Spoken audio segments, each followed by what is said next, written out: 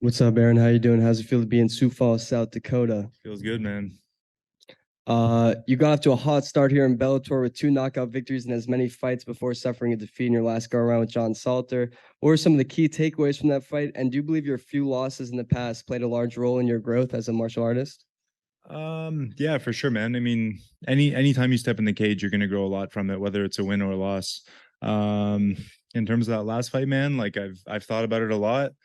I just shit the bed, man. That's like all I can really chalk it up to. I don't think I performed anywhere near what I'm capable of. And I'm just not gonna let that happen again. We all know you're still a very exciting fighter to watch. You're still ranked 6. You're fighting the number 4 guy in the middleweight division. Do you feel that a victory this Friday night will catapult you right back into those title conversations? I think so, man. Like there's few guys that are in the talks. I mean, like there's only 10 guys in the top 10, and a few of the guys near the top get talked about a bit more. So yeah, I think like any win when you're in the top five is huge. You got your boy Impa Casagna here with you this week. What's it been like to train with Impa and follow along as he continues to reach new heights in the sport? It's awesome, man. It's fucking inspirational. I'm sure you guys have heard the stories about him like a year ago, sleeping in his car. Now he's in the PFL final and he's fighting for $1 million. So it's been very cool to watch the whole journey. Me and him have become really close friends along the way. He's a great training partner. He pushes me hard. And yeah, he's just a very cool dude to be around. And last one, Dalton is undefeated, as you well know. He's been successful against each and every fighter that he stood across from in the Bellator cage. Why won't he succeed against you? What makes Dalton Rasta a favorable stylistic matchup for yourself? I don't think he's fought anyone near as good as me. I think he's kind of walked through a lot of these guys without much of a fight. And I think I'm going to be the first guy to put him in a fight, and I don't think he's going to like that. And I'm going to break his confidence. I think that's how I'm going to win. Hey, Aaron. Patrick Dano, Combat Sports UK. So, there's a lot of guys on Killcliff fighting on this card. So, how does it feel to have everyone here, everyone training? I think there was like 8 of you in that room, all training, all getting ready for these fights. How would it? How much does it mean for all of you to have be here together? Yeah, it's sick, man. It's always good energy. I got a guy from back home too with me, Zach Powell, like one of the guys from Niagara, and me and him went in and did a few workouts. Me and him, and we're having fun and we're pushing the pace a little bit. But then when me and him go in, and there's like 10 other guys from Killcliff in there, and the music's on, and there's guys sweating and working and fucking breathing and everything. It's different energy for sure. Most definitely. So, what were your thoughts on Canada's big night at UFC 289? It's sick, man. Yeah, I love to see that. I feel like our gym is finally getting some recognition. Niagara top team. We had a few people on the card. And yeah, it feels like Canadian MMA is back on the map. What's up, Aaron? Dylan Napoleon with New England MMA here. So right now, coming off that one loss or that loss back in California, what does this fight mean more or have any more stakes that others may have not? Um, I don't think so. I mean, it's like so cliche, but like every fight is the biggest fight of your career, coming off a loss, coming off a win. If I would have won that fight, this one would have been that much bigger because maybe this is the title eliminator.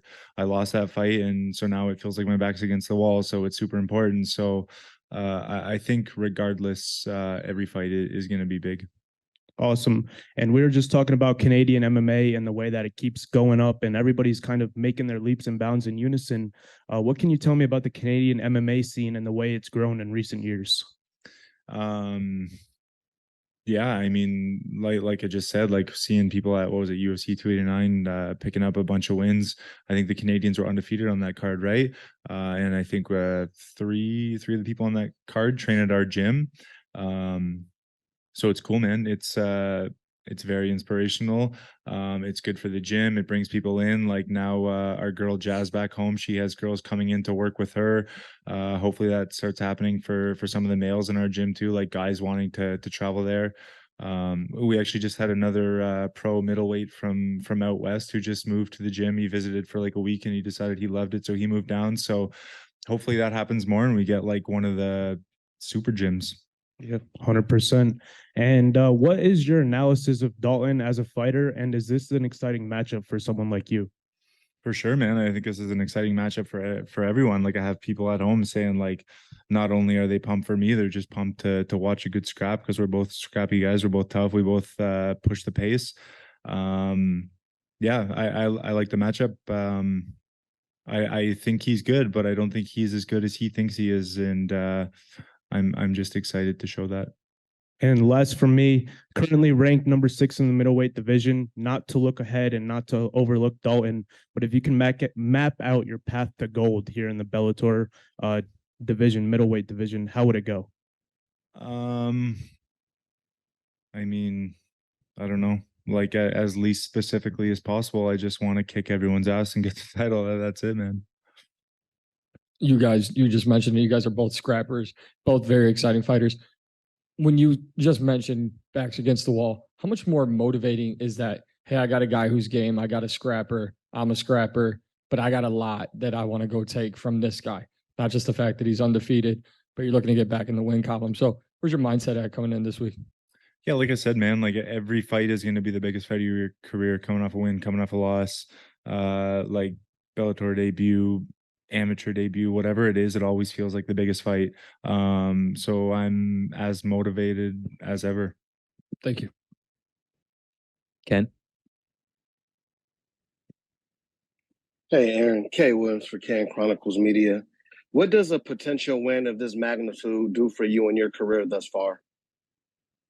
It's big, man. He's ranked number 4. He's got a bit of a name for himself. I think he's kind of a popular guy with the fan base. So yeah, it's huge. I think it does a lot for my career to beat this guy.